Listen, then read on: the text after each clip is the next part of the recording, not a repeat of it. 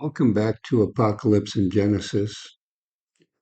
There's a popular rumor nowadays that religion has run its course, that it has nothing left to offer the world, that natural law and our enlightened sciences can provide all we shall ever need to know, and there is no logical reason leftist ideologies won't work on a grand scale to meet everyone's needs.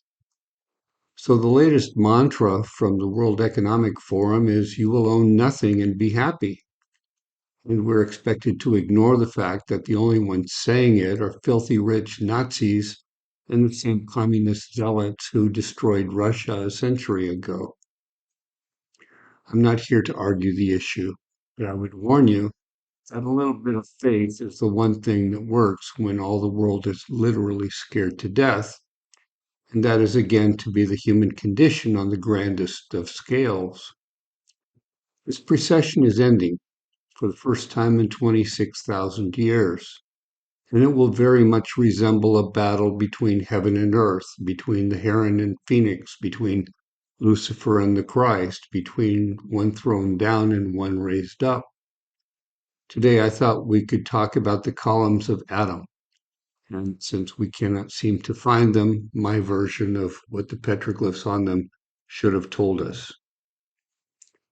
Here are 8 panels of the 2 columns. The first one shows our current apocalypse, in which Virgo and Pisces trade places, and Cassiopeia will be replaced by Nibiru Marduk, hung upon the Southern Cross.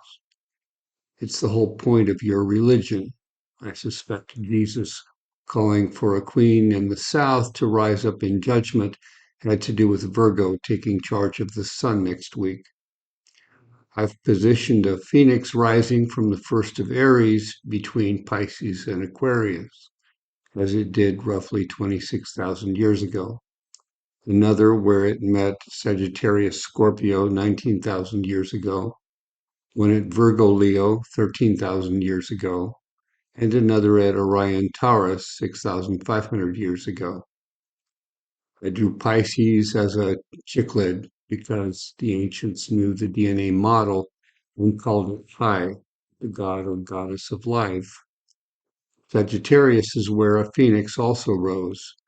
But note how the deer he shot in Aries was also a dragon rising.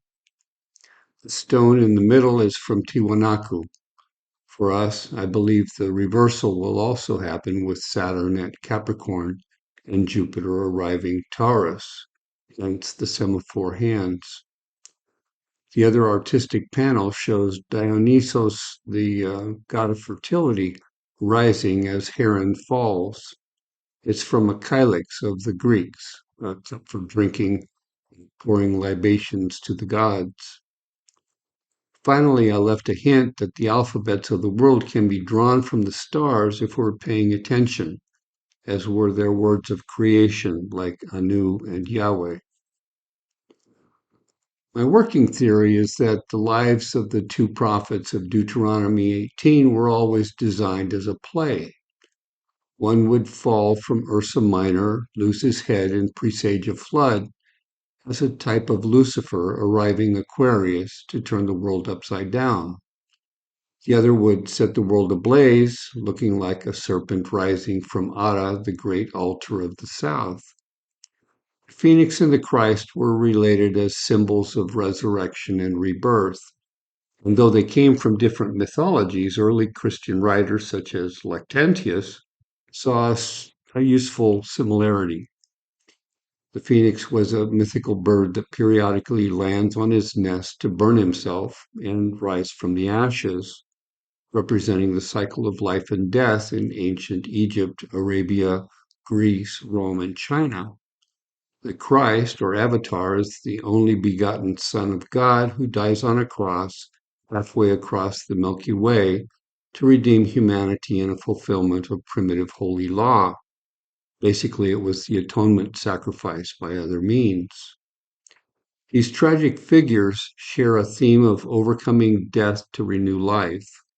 Both were drawn from a cosmic cycle due to play out again. According to Manilius, great year brings cataclysm, close out the cosmic cycle. The Phoenix and the Christ were symbols to illustrate the possibility of individual transformation and collective redemption. My theory is that both were symbols of this time for Apocalypse and Genesis, a renewal of the earth, and the next step for our lives and humanity. In the hometown of Abraham, the idolatrous people knew of a time of 2 suns and 2 moons, which I believe we're about to see. In their ruined temple, you can still barely see the image, which I've tried to highlight here. Look carefully and you can see the same image on the Byzantine pillars of the Hagia Sophia, built by Justinian the Great in Constantinople, now known as Istanbul, 17 centuries ago. Bible prophecy doesn't speak well of Americans. We are the heirs to Ephraim, Assyria, Babylon, and Egypt.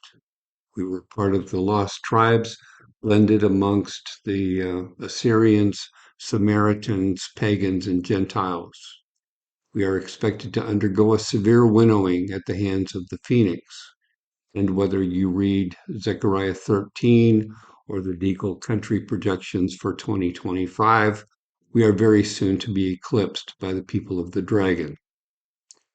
Events are coming of a magnitude our current government will be helpless to shape unless it plans something drastic and immediate. And given such a real possibility, the old world is likely to immediately choose a preemptive strike on our economic and political power. I would encourage you to go into our nation's checkered history and look up a Confederate general named Albert Pike. The Greek lettered fraternity at the center of his big organization saw itself as the logical next step for humanity, taking their cue from the 11th book of the Bible, the 11th chapter, the 11th verse, Matthew 10:34 and John 8. Their idea of the new kingdom and yours could be two vastly different things, and people will find themselves entrapped in the age of technology. Vaccine passports, social credit scores, the ability of the government to shut down your social media and economic life. We know something is about to happen to the ruling class of the world. The same paranoia that gripped the rulers of ancient Akkad and Persia before the birth of Sargon the Great, the Pharaoh before Moses, Herod the Great prior to the births of the Baptist and Jesus, is affecting decisions made by the devils in charge who deserve to be terrified. Last time the first word of God came in 17 BC, the sign of the Baptist in 15 BC, a warning for a coming Lion of Judah in 12 BC, sign of the Christ in 5 BC. The ancient signs of the Magi have been popping up since 2010. The first word of God shone that year, the evening of February 27th in America, simultaneous with the following morning in Wales, home of the ancient Druids. Saturn the Eon was reborn on Halloween of 2012. Sign of the Baptist, May 2013. Lion of Judah, August 2015. First sign of the Virgin and King in September 2017. A birth of Jupiter such as had been seen September 15th of 1 AD. Close of the fifth Ahau on the winter solstice of 2020. Second sign of the Word in March 2022. They know an avatar is due, and the lion doesn't take any shit. I'm not a follower of astrology, but I believe our ancestors followed the stars to observe these cycles. September 22nd, Sun crosses the axis at 180 degrees from half a precession ago. The last time presaged a magnetic excursion at a huge meteor fall. Jesus thought we'd have a new kingdom by next spring at the vernal equinox in the sign of Jonas. And I pray he's right. I mean, how much more senility, poverty, and criminality can we endure? In October, you can see how Pisces died 26,000 years ago. We've seen plenty of rocks showing the exact same thing. It was a time the sky turned over and it required another 3.5 years for the planet to settle down. This time of the axis, stretching from the first of Aries to the first of Virgo, was seen as highly significant. It's where the Southern Cross is expected to rise with Christ hanging on a cross, or Nibiru Marduk rising behind the sun like a phoenix from the southern horizon, and Haran or Lucifer falling in front. Mind you, that vision will be a function of Earth being agitated by objects orbiting the sun, not your usual course through the zodiac. In the time it normally takes for the sun to go from the head of the Virgin to the scale of Scorpio, we could see the altar of heaven, Sirius, Betelgeuse, Peacock Angel, and the Southern Cross lighting up northern skies. I threw the Orthodox cross and Babylonian Imago Mundi in there so you could see the ancients anticipated this end of the age. Ancient Mexico showed us last time, telling us the change required 3.5 years. Though it's not like we haven't been warned again and again. In the beginning, God gave us the lights of heaven to divide the day from night, for signs, for seasons, for days and years. And then somehow, by the time of David, the prophet Asaph said we had forgotten all the signs. Well, this time, don't be expecting the God of love to turn the other cheek. This time, he arrives as a conqueror, ready to tear up this den of iniquity. More like Psalms 7:2, 50:22, Micah 5:8, Nahum 2:12, or Zechariah 11:16. Judgment follows an evil time. One of the more curious phrases in the Bible is how the day of the Lord will come as a thief in the night. Well, look at what the military and economic analysts had to say about 2025 and tell me what could possibly make two-thirds of Americans and 85% of our money disappear. Or tell me what's suddenly going on that Credit Suisse says drought arrives less than 2 years from now. Everything from Stockton to San Diego and even parts of Colorado, Texas, and Arkansas look like desert land.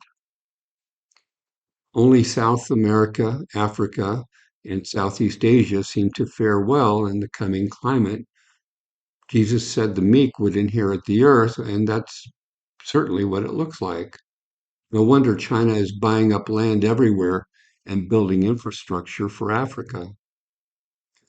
Around the old world, our ancestors repeatedly told us there are signs to watch for. The Minoan goddess showed a Leo Aquarius event is coming.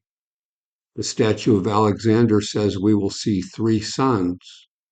Saudi Arabia and Carthage both showed us beware a coming eclipse near the first of Aries. Near as I can tell, that will be one over North America next spring, same time as the boat of the sun depicted by Crete in Egypt. This came to me in a dream. I was left holding a key numbered 257, and I had no idea what it meant. It occurred to me that the whole point of a key is in its turning. So if the Bundahishn is correct in that this time sky goes left while the earth shifts right, then the act of Hea, life, being slain is the tragedy of the Olmec were-jaguar and the Aztec Coyolxauhqui and Michelangelo's Pietà, which might explain why the analysts of Deagle say the world will lose more than 1 billion people over the next 2 years, a fifth of them from the United States. What could do that besides a pole shift? The tale of the shepherd Orion having gone from vernal equinox to summer solstice in the past 6,500 years is also a tale of the lamb, first of Aries, returning to the shoulder of Aquarius after 26,000 years. It's been a quarter precession since Orion was slain, and the Maya moaned their god had died. So as long as life, Pi, the favored holy name at the lips of the Baptist, must fall, the Most High, Elyon, rises to assume his place. A cross shines over northern skies along with Nibiru Marduk. Whom you once called Adonai, you can now call Yahweh, just as the Aries lamb once redeemed Osiris Orion. Now it is Pisces to be redeemed by a bright light from the first of Aries. The other day I saw a paw of the lioness raking the skies over Corona, and I wondered how long we must endure the utter incompetence of leaders who prefer the ill-gotten profits of war and graft to, say, feeding the hungry, who prefer to introduce fatal diseases and problematic vaccines than to house the homeless, that gut cities and burn the countryside to make land deals for their corporate partners, lobbyists, and friends. If you get the chance, read Matthew 25 for the mysteries. For now must rise the Son of Man, setting those of Aries to his right and those of Capricorn to his left, and the world will spin upside down. There was a brief period of my life, I want to say 1989 to 2001, from the fall of the Berlin Wall when I flew into Moscow to help with relief efforts to 9/11 when I was working at the Pentagon, when we in the West saw ourselves as the apex of civilization. We saw the United States as a noble, shining force that would unshackle humanity from its feudalism and communism, its war and parasitism, its dictators and terrorists, and we would introduce the world to democratic federalism, free market economics, and Pax Americana. We had been raised to think of history as progress and humanity perfectible. Well, I don't know if you've read the classic philosophers, historians, or theologians, but they rarely labored under such lies and arrogant delusions of grandeur. Life on Earth was a challenging cycle of birth to death, from an ideally conceived and quickly marred genesis to a deadly apocalyptic collapse of a mostly futile attempt to maintain some degree of stability before the seeds of chaos, entropy, and destruction overwhelmed the best laid plans of God and man. As an American classicist, I find myself at midnight in the garden of good and evil, more than a bit concerned with this final witching hour, but optimistic about the coming dawn. The stars have come full circle, and it is now time for God to renew his work. I've no relish for the end of life, and yet I've great hope for my children's children's children. I can't imagine them making the same mistakes we did, because our failure is about to be stunningly spectacular. Shema bless you and keep you now and forever. Take care.